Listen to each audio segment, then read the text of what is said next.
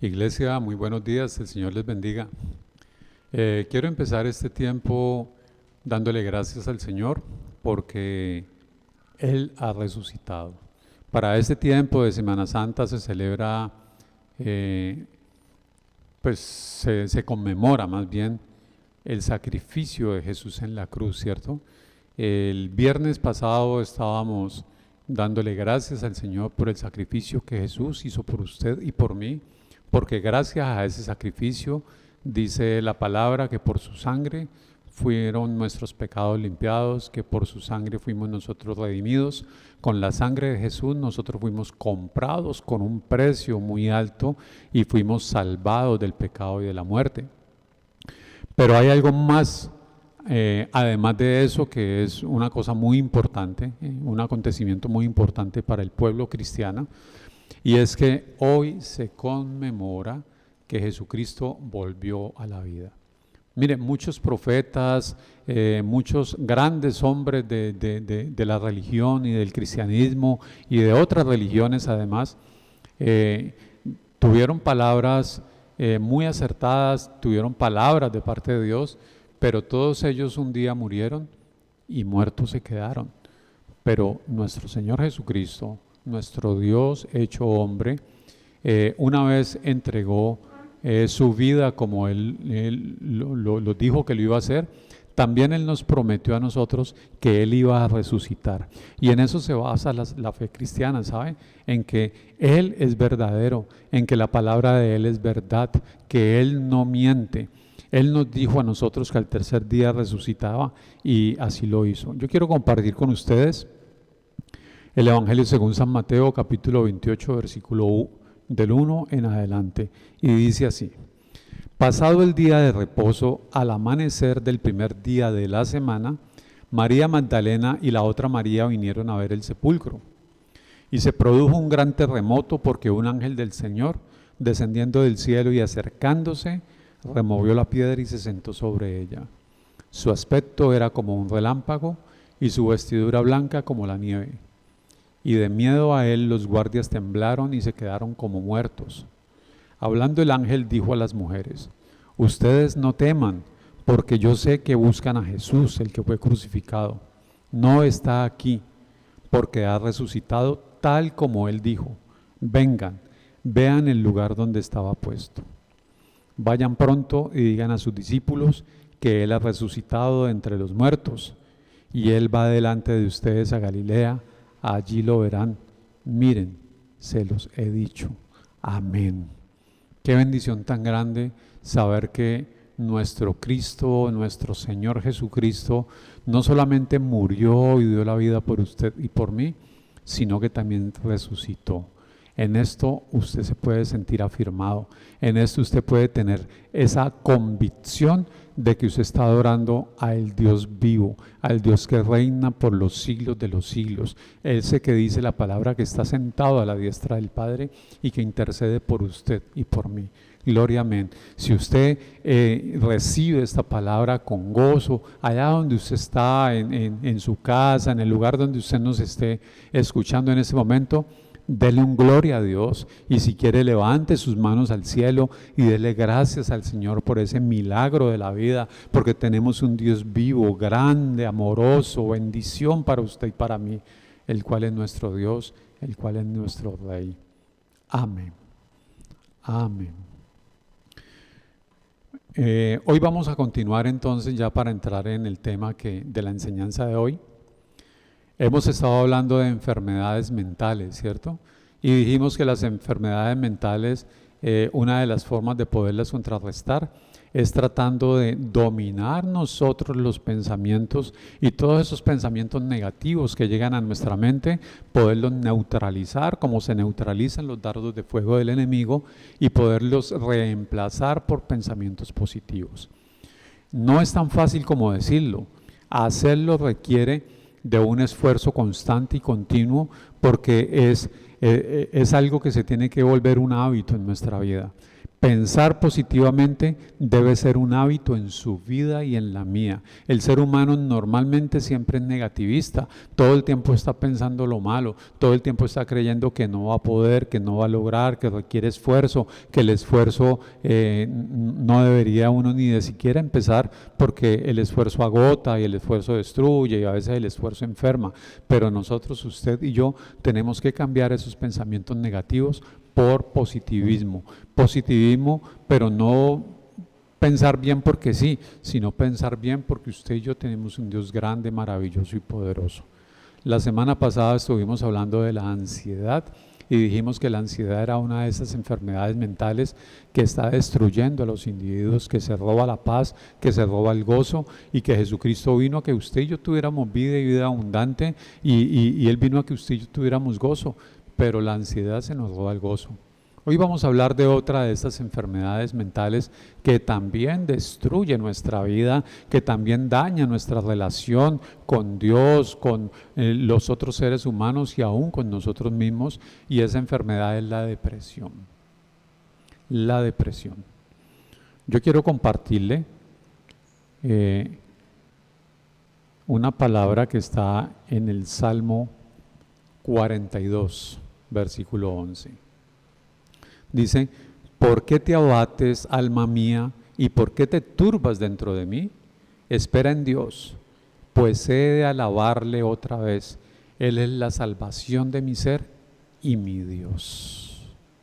¿Por qué te abates, alma mía? Las personas que sufren de depresión tienen el alma abatida. Las personas que sufren de depresión todo el tiempo están pensando lo malo. Mire esta otra versión, la nueva versión internacional, dice, ¿por qué voy a inquietarme? ¿Por qué me voy a angustiar? En Dios pondré mi esperanza y todavía lo alabaré. Él es mi Salvador y mi Dios. Las personas deprimidas y las personas ansiosas viven angustiadas, viven inquietas, viven sin paz y sin gozo. Entonces nosotros tenemos que aprender a enfrentar estas enfermedades. En el mundo en que vivimos, la depresión es una realidad, tanto para las personas del mundo como para los cristianos.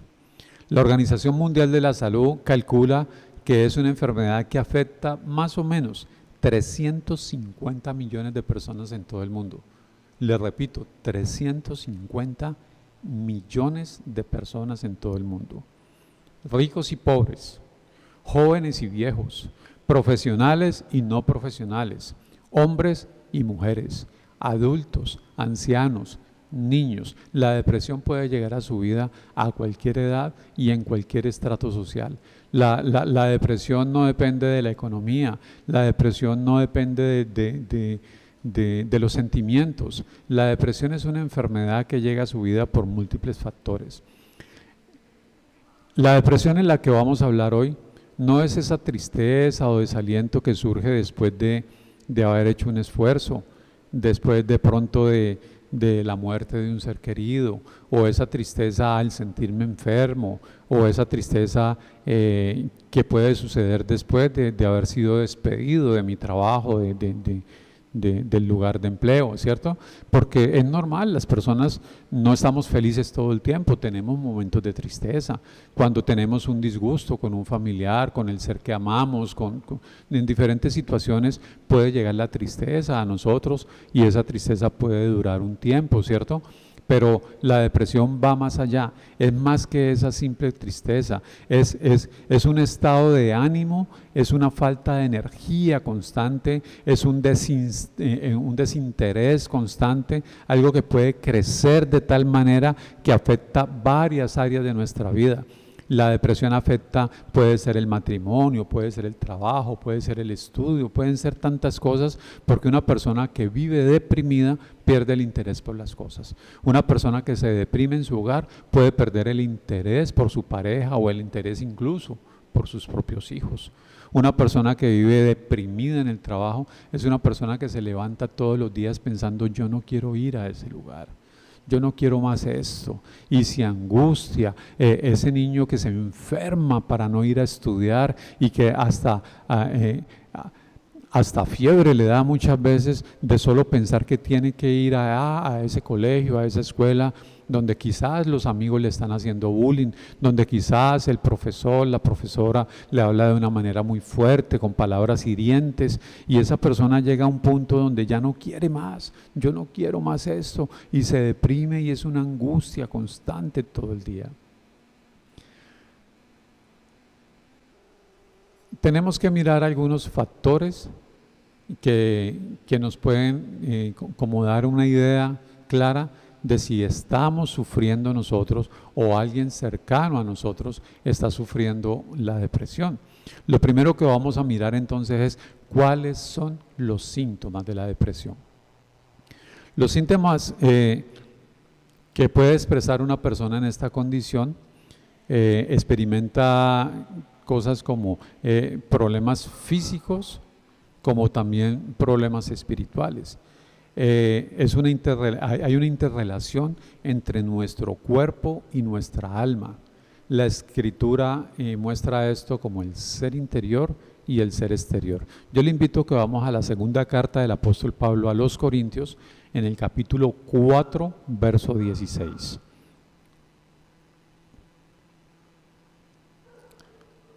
Segunda carta a los Corintios, capítulo 4, verso 16. Dice así: por lo tanto, no desfallecemos, antes bien, aunque nuestro hombre exterior va decayendo, sin embargo, nuestro hombre interior se renueva de día en día. Amén. Interesante, nuestro hombre exterior va decayendo, nuestro hombre interior debe renovarse cada día. El hombre exterior es el cuerpo físico que nosotros tenemos.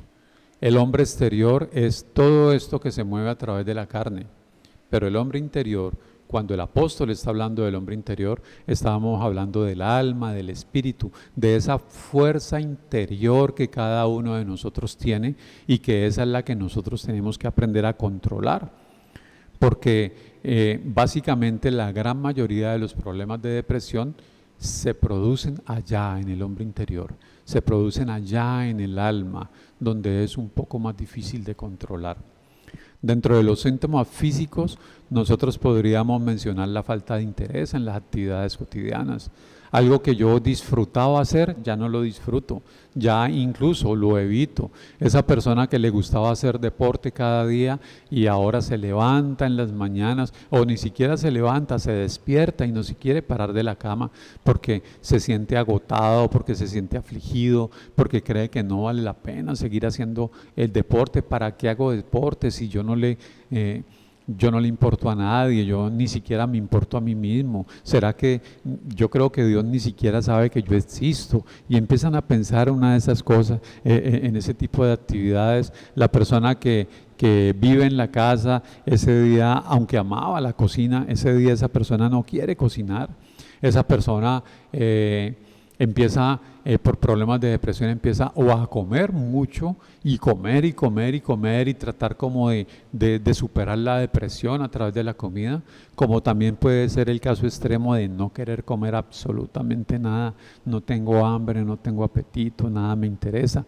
Esa persona o gana mucho peso y empieza a aumentar de peso, o es una persona que empieza a perder peso de una manera tremenda hasta llegar a niveles como los de la anorexia, por ejemplo. Una persona que duerme demasiado, ya yo quiero dormir y dormir y dormir y que nadie me moleste para apartarme de todo y que nadie tenga nada que ver conmigo. O es una persona incluso que puede perder el sueño y puede pasar todas las horas de la noche desvelada, mirando el cielo, dando vueltas, angustiada, sufriendo de insomnio. Puede hablar demasiado o puede no querer hablar. Puede buscar dependencia en otras personas y querer estar todo el tiempo acompañado, o puede querer encerrarse en una habitación y no hablar con nadie. Quiero estar solo, que nadie me hable, que nadie me diga nada, porque yo definitivamente no quiero nada con nadie, no quiero interactuar con nadie. Entonces miren cómo son síntomas extremos, síntomas físicos de la depresión. Pero también hay unos síntomas espirituales. Y dentro de los síntomas espirituales podemos hablar, esa persona que vivía enamorada del Señor Jesucristo y ahora uno la ve como falta de gozo, como sin ánimo. ¿Vamos a orar? No, qué pereza, yo no quiero orar ahora. Ve, te invito a la iglesia. No, yo no quiero ir por allá. Esa persona que ya no experimenta el amor de Dios. Esa persona que cree que Dios le ha abandonado. Esas personas se centran en ellos mismos y no en Dios. Empiezan a veces a tener un sentimiento de culpa. No tienen fundamento para tener ese sentimiento, pero se sienten culpables y sienten vergüenza de sí mismos y empiezan aún a dudar de su salvación. Son personas que se sienten sin rumbo y sin propósitos en la vida. Un ejemplo de una persona en un estado de depresión profunda, podríamos citar a Job. En el capítulo 7, versículos del 1 al 7. Vamos a leerlo, porque en algún momento de su vida Job, en esa situación dura que le tocó vivir, también experimentó depresión. Entonces miremos Job capítulo 7, versos del 1 en adelante.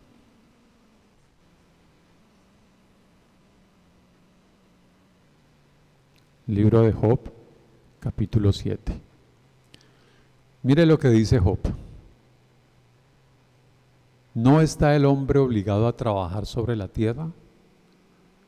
¿No son sus días como los días de un jornalero? Como esclavo que suspira por la sombra y como jornalero que espera con ansia su paga, así me han dado en herencia meses inútiles y noches de aflicción me han asignado. Cuando me acuesto digo, ¿cuándo me levantaré? Pero la noche sigue y estoy dando vueltas continuamente hasta el amanecer. Mi carne está cubierta de gusanos y de una costra de tierra. Mi piel se endurece y supura. Mis días pasan más veloces que lanzadera de telar y llegan a su fin sin esperanza. Recuerda, oh Dios, que mi vida es un soplo. Mis ojos no volverán a ver el bien. ¿Cómo cree usted que se sentía Job en ese momento para expresarse de esa manera como lo hizo? En el versículo 1 dice que la vida del hombre es una lucha, un trabajo forzado. Al momento de decir esto, Job tenía un sentido de vacío. Él se sentía vacío por todo lo que había perdido y por todas las situaciones que le estaban pasando. En los versículos 3 y 4 vemos que tenía problemas de insomnio, porque dice que nunca amanecía y estaba lleno de inquietudes hasta el alba. Los días corrían rápido y no tenía esperanza. Era una persona cansada de la vida él creía que sus ojos no volverían a ver el bien. Los versículos 6 y 7 dice, mis ojos no van a volver a ver el bien. Una persona deprimida cree que no hay esperanza para seguir viviendo. Una persona deprimida cree que no tiene sentido la vida. Por eso muchas personas deprimidas buscan el suicidio como un medio de escape. Una persona que llega a un nivel profundo de depresión es una persona que ya no le encuentra sentido a la vida. También tenemos que ver entonces las causas de la depresión. Debemos evaluar las causas que nos llevan a la depresión. Las causas pueden ser físicas también o pueden ser espirituales. Ya dijimos que los cristianos reconocemos que tenemos una naturaleza doble, ¿cierto? Tenemos un cuerpo y tenemos un alma. Eso lo vimos en 2 Corintios, capítulo 4, verso 16. Pero lo que le pasa al cuerpo también afecta al alma.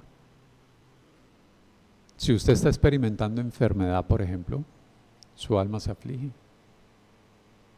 Si su cuerpo está cansado por el esfuerzo físico, su alma también siente ese agotamiento, ¿cierto? Lo que le sucede al alma también puede influenciar al cuerpo. La depresión siempre va a tener un componente espiritual y en muchos casos un componente físico.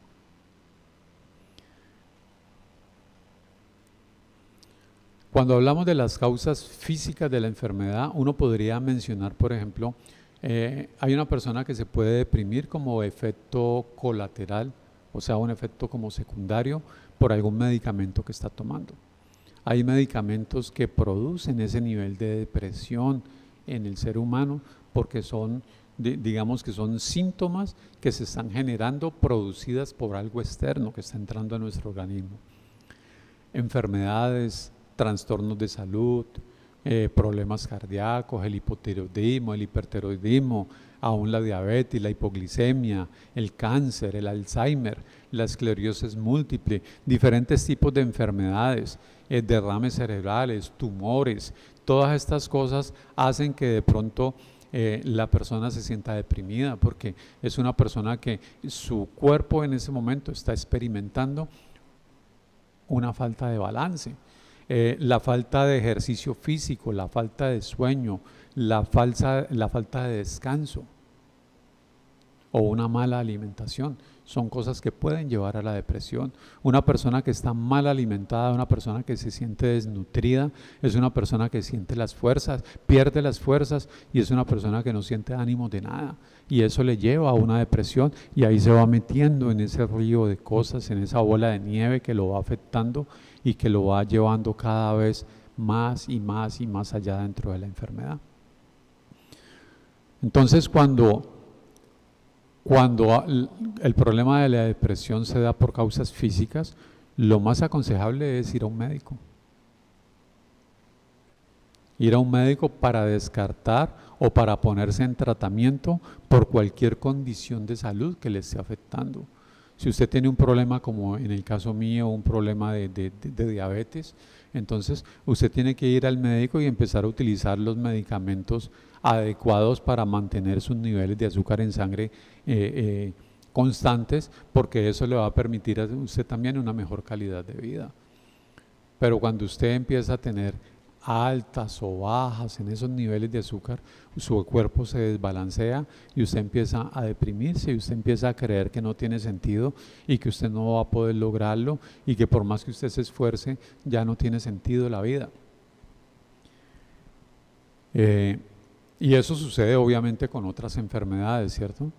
Porque si usted ve que cada vez la situación está peor y peor y peor y no mejora, entonces usted se va a deprimir y se va a deprimir profundamente. Vamos a ver entonces causas espirituales para este síntoma, para esta enfermedad que es la depresión. Una de las primeras causas espirituales que la persona puede estar sintiendo son sentimientos de culpa por pecados no confesados. El cristiano que queriendo agradar a Dios en todo, empieza a vivir una vida de pecado consciente, esa persona muchas veces se deprime. Uno de los primeros factores que aparecen es el remordimiento. Entonces, sí, yo soy cristiano, yo sé que no debo adulterar, que no debo fornicar, pero esa mujer fuera de mi matrimonio con la que estoy saliendo llena algunas expectativas que yo tenía y que no había llenado en mi casa, y entonces con ella me siento bien, y aunque sé que estoy haciendo mal, yo quiero seguir esa relación, entonces siento remordimiento con Dios y empieza esa persona a tomar decisiones equivocadas como estoy haciendo lo malo y me da vergüenza, entonces no vuelvo a la iglesia, no vuelvo a leer la Biblia, no vuelvo a orar, porque si le oro a Dios yo me voy a sentir como un hipócrita, como el Señor dice, fariseos hipócritas, que son tumbas blanqueadas por fuera, pero por dentro están llenos de inmundicia. Entonces la persona empieza a sentirse de esa manera y empieza a deprimirse, empieza a sentir esa angustia constante. Y eso no le sucede solamente a usted, o eso no sucede solamente ahora. Miremos lo que le pasó al rey David. ¿Se acuerdan esa historia donde el rey David vio a Betsabé y vio que esa mujer era una mujer muy hermosa y pidió que se la llevaran al palacio, durmió con ella y cuando se dio cuenta que ella había quedado en embarazo, quiso hacer muchas cosas para cubrir su falta y como no pudo, mandó a matar a su esposo, Urías, el Eteo? Vamos a ver qué dice David con respecto a esto en el Salmo 32.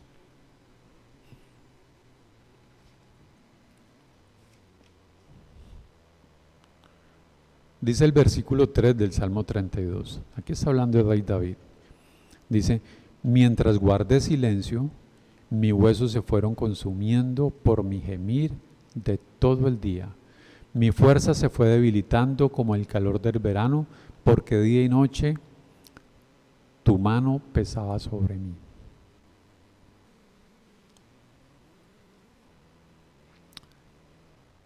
Todo esto que él sentía es un espíritu como de pesadez, de desánimo, de abatimiento, de tristeza y oscuridad. Esto había caído sobre el rey David. La vida se había convertido en una carga para él. Permaneció en esa condición hasta que bíblicamente trató su pecado y lo confesó a Dios y fue restaurado. Versículos 5 y 6. Dice así: pero te confesé mi pecado y no te oculté mi maldad.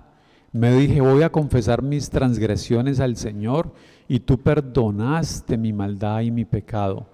Por eso los fieles te invocan en momentos de angustia. Cuando usted esté viviendo una situación de estas, en vez de alejarse de Dios, en vez de alejarse de la iglesia, en vez de alejarse de la Biblia, es cuando usted más tiene que acercarse a Dios. Si usted sabe que ha cometido pecado y siente dolor por eso, ese dolor que usted está sintiendo es precisamente lo primero que una persona tiene que sentir para el arrepentimiento.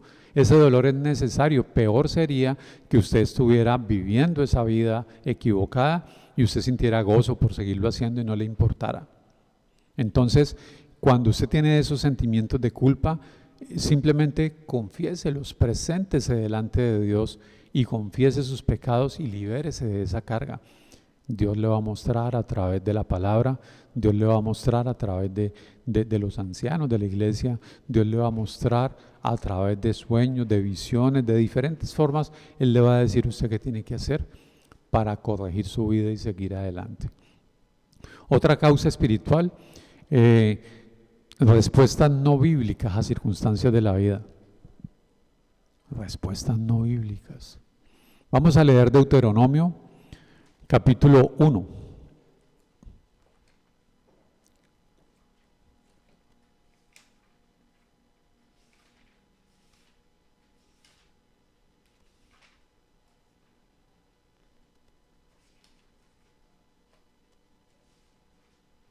Deuteronomio, capítulo 1.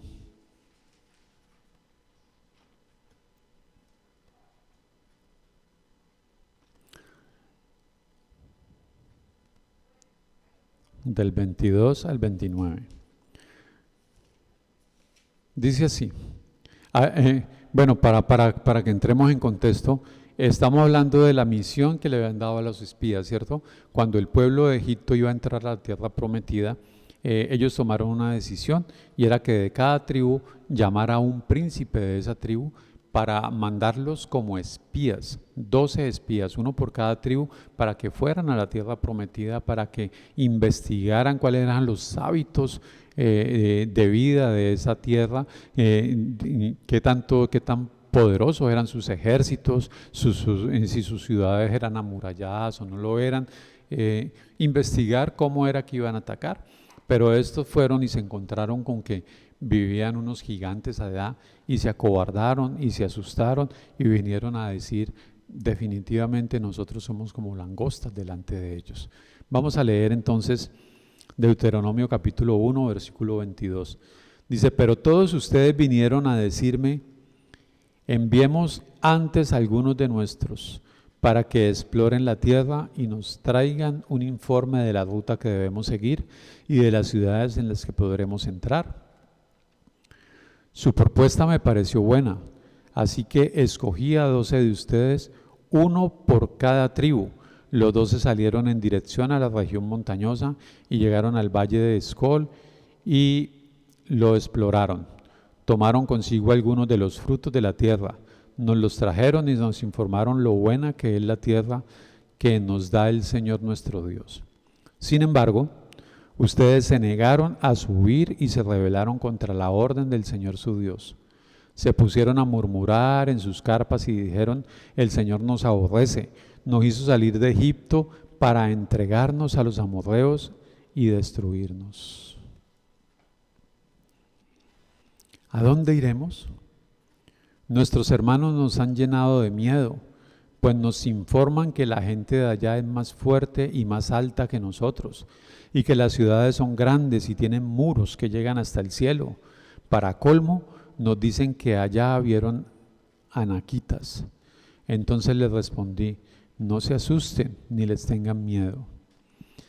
Este pueblo se asustó, porque aunque ellos habían confiado en el Señor a su manera, llegó un momento donde toda esa confianza que habían depositado en el Señor se derrumbó cuando vieron que las circunstancias eran adversas. Muchos cristianos, cuando viven situaciones difíciles en su vida, se derrumban y su fe se desaparece.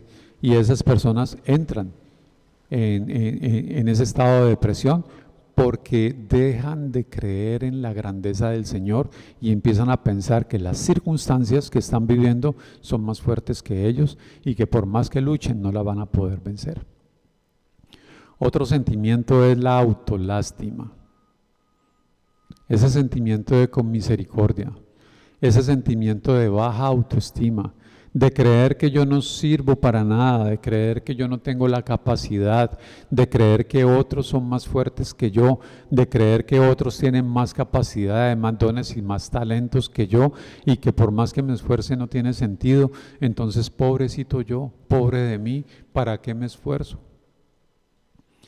Los creyentes se deprimen cuando sienten esa autolástima, como en el caso de Asaf en el Salmo 73.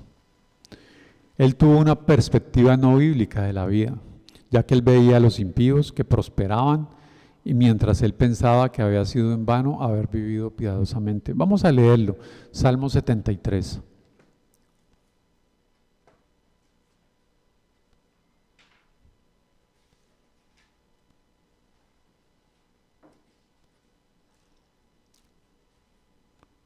Vamos a leer el versículo 3. Sentí envidia de los arrogantes al ver la prosperidad de esos malvados. Vamos a leer los versículos 12 al 14. Dice, así son los impíos, sin afanarse aumentan sus riquezas. En verdad, ¿de qué nos sirve mantener mi corazón limpio y mis manos lavadas en la inocencia si todo el día me golpean y de mañana me castigan? Pero vamos a ver también qué aprendió él en los versículos 16 y 17. Dice, cuando traté de comprender todo esto, me resultó una carga insoportable, hasta que entré en el santuario de Dios. Allí comprendí cuál sería el destino de los malvados. Él entendió que el destino de los malvados siempre va a ser la destrucción, mientras que los hombres piadosos, los hombres, las mujeres de Dios, vamos a gozar de vida eterna.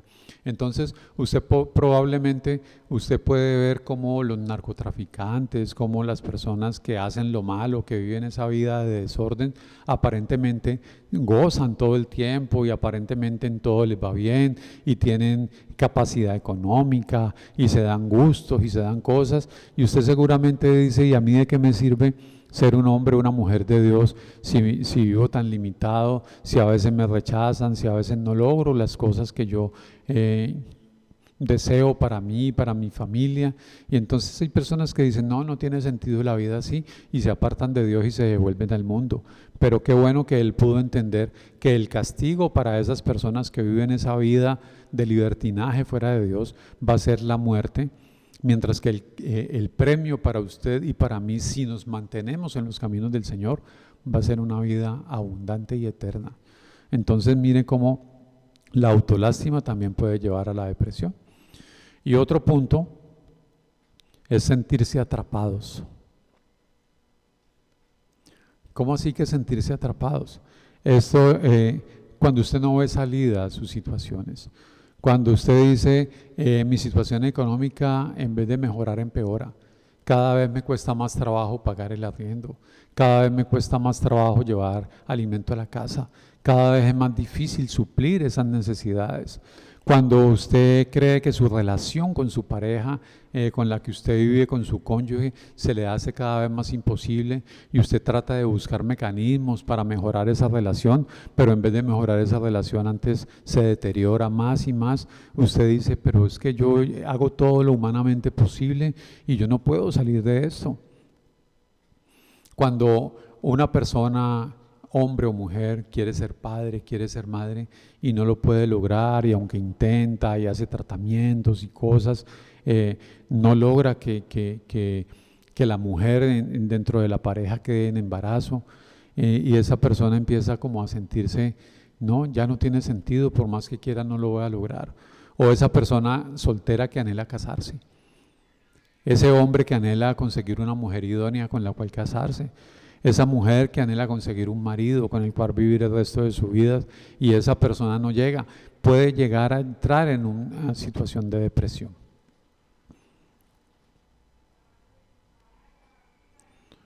Pero aquí viene la parte buena, aquí viene la parte esperanzadora, y es que hay remedios divinos para vencer la depresión. Leamos Romanos capítulo 12, versículo 15.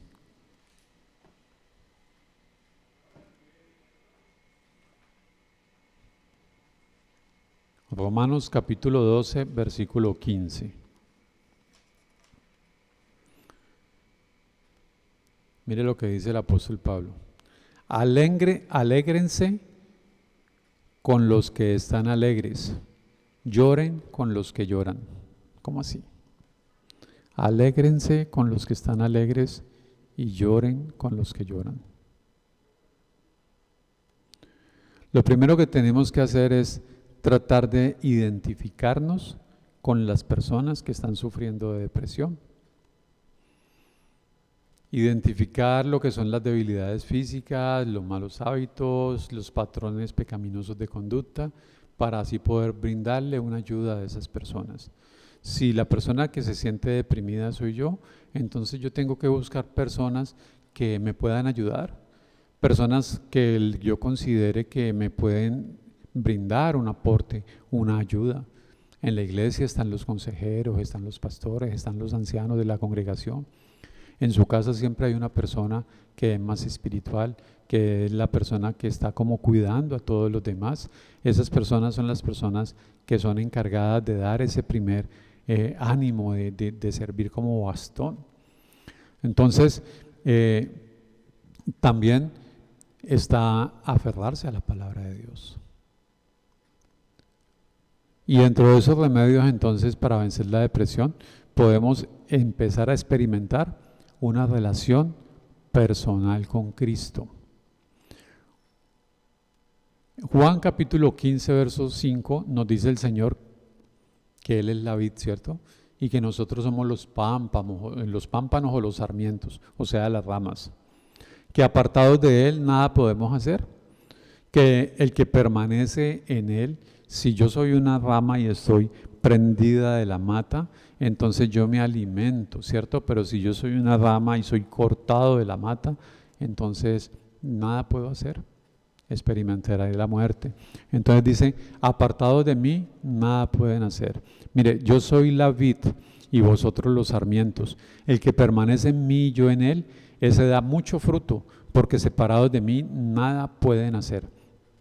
Así como la rama depende de la vid para la vida, el vigor y la fertilidad, asimismo Jesucristo es la fuente de nuestro vigor, ya que todo lo que somos y todo lo que podemos hacer es por la gracia y por el poder que Él nos comunica continuamente.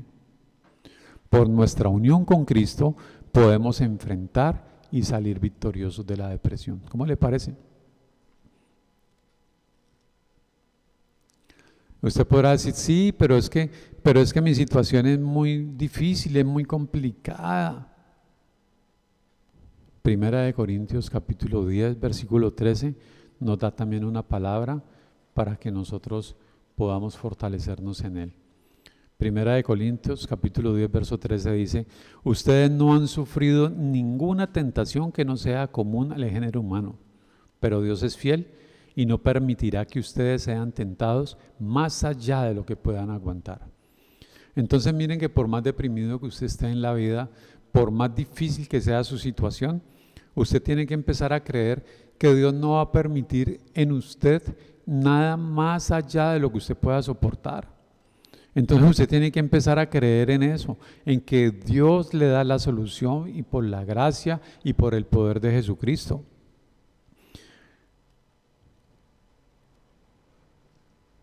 Otra forma para usted poder salir adelante es hablarse la palabra.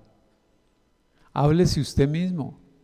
Uno a veces ve a una persona hablando sola y uno dice, este está loco, no falta y no que vaya a tirar piedras en una esquina. Pero cuando usted mismo se habla la palabra, cuando usted dice, ya no vivo yo, sino que vive Cristo en mí, y usted todo el tiempo se lo está meditando, se lo está diciendo usted mismo, entonces usted empieza a sentir que hay alguien a su lado. Yo ya no estoy solo porque Cristo está conmigo, Él vive dentro de mí. Y lo que ahora vivo en la carne lo vivo en la fe del Hijo del Dios, el cual me amó y se entregó a sí mismo por mí. Entonces cualquier situación que yo tenga que vivir es una situación en la que yo no estoy solo, Él está conmigo a toda parte donde yo vaya, y toda situación que yo tenga que vivir, Él está ahí para socorrerme, Él está ahí para ayudarme. El Salmo 42:11 dice, leámoslo, Salmo 42:11.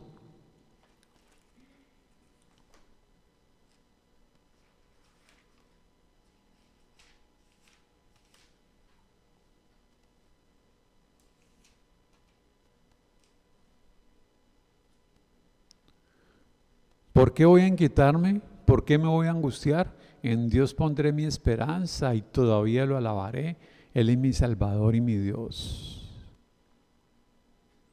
El salmista estaba angustiado, ¿cierto? Pero él se hablaba a sí mismo y él decía, yo no tengo por qué angustiarme, yo no me voy a inquietar, porque es que mi esperanza está en Él.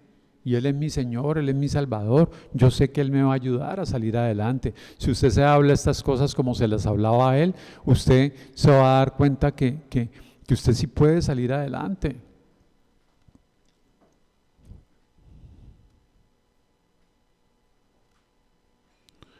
Otro punto es autoexaminarse.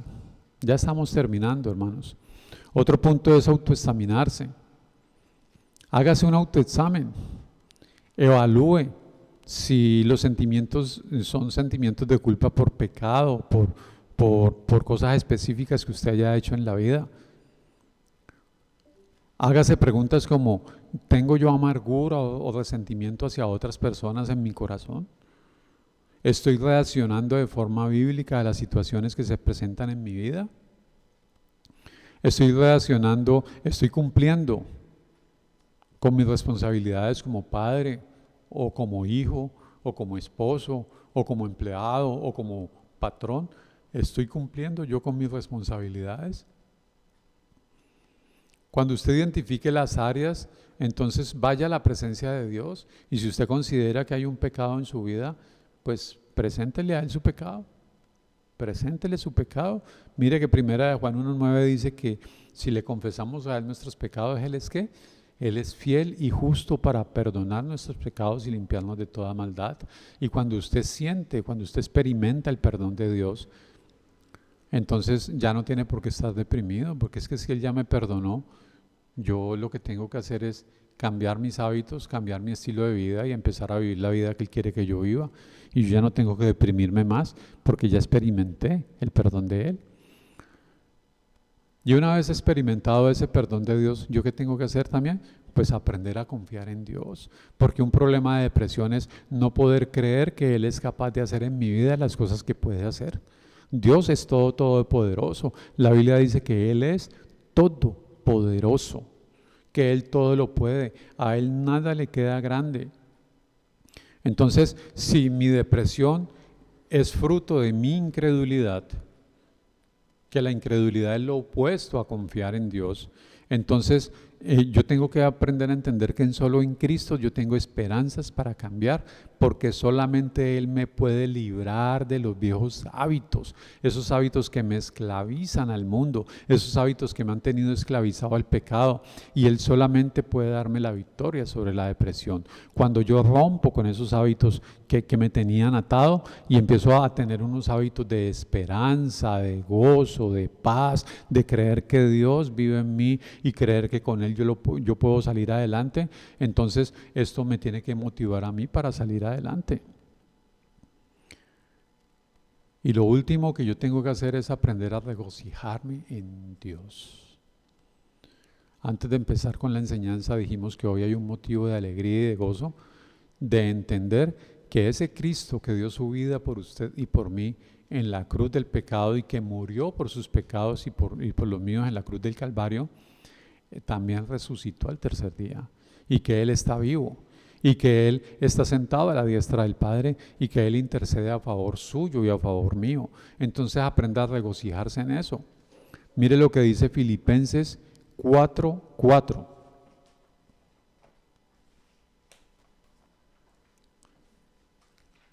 Carta del apóstol Pablo a los Filipenses.